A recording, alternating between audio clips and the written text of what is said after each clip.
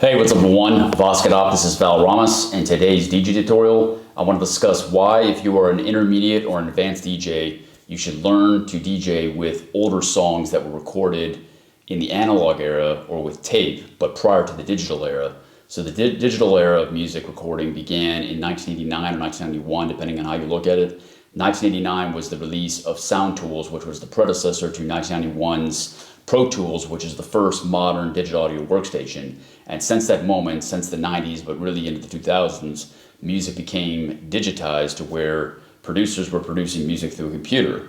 But in the 1960s, 1970s, and even in the 1980s, although there were drum machines in the 1980s, a lot of this music was recorded with tape or with analog methods. So there are three primary reasons why it is much tougher to DJ with music recorded in the analog era, in the 1960s, 70s, and 80s in particular.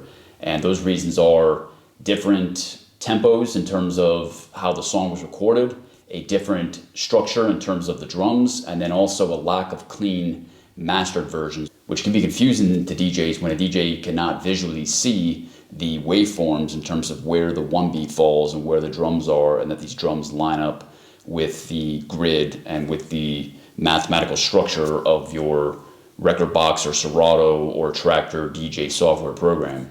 So the first reason is different tempos. So sometimes music from the 1960s, 70s, and 80s, the verses may have been a different tempo than the choruses or the drops. And this means as a DJ that you have to rely on your ears a bit more in terms of mixing these songs together, because when you're mixing, the song may have a tempo change, which means you will have to nudge your jog wheel forward or backwards in order to have those drum beats align with one another.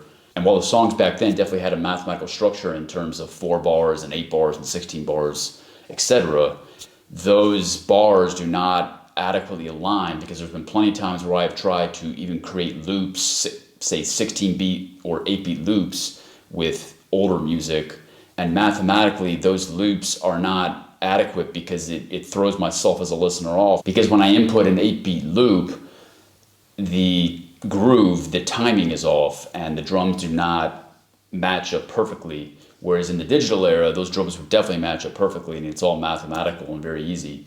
So this forces you as the DJ to almost be like an old school vinyl DJ, where you were manually beat matching and having to adjust the jog wheels as you mix. And this ties with the second point in terms of drum structure.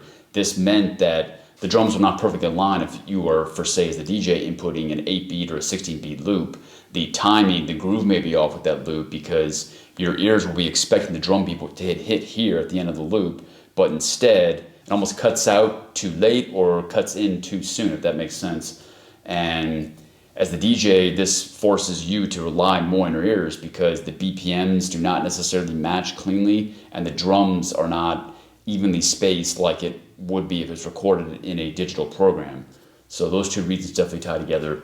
And then the third reason is the lack of clean masters. So a lot of times as a DJ, when you're looking at these waveforms from music that was recorded in the 1960s, 1970s, or even 1980s, although again, there were drum machines back then that did make some stuff easier, it is tougher to determine where the one beat is. So again, you have to use your ears. This is where learning how to manually beat match becomes that much more important.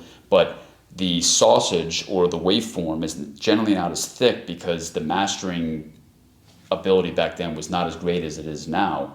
So as a DJ, you're not visually seeing very easily identifiable one beats and drums and snare hits. You are having to use your ears to find those kicks and those snares, and then know how to mix appropriately. So it's much tougher to mix older music, in my opinion, because of the tempo changes, because of the drum patterns being different, and also harder to identify, and then also this lack of clean masters, which makes it harder for the DJ to determine intro sections, verse sections, drops, etc.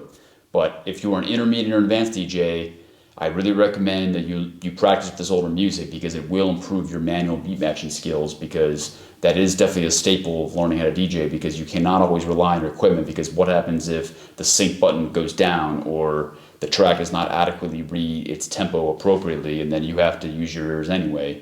Well, this will help you get to that next level of DJing in terms of being able to manually beat match. So there you have it. That's my video on why, if you're an intermediate or an advanced DJ, you should learn how to DJ with older music, particularly from the 1960s, 70s, and 80s. So if you like this content, like to see more, please like, comment, share, and subscribe. Thank you.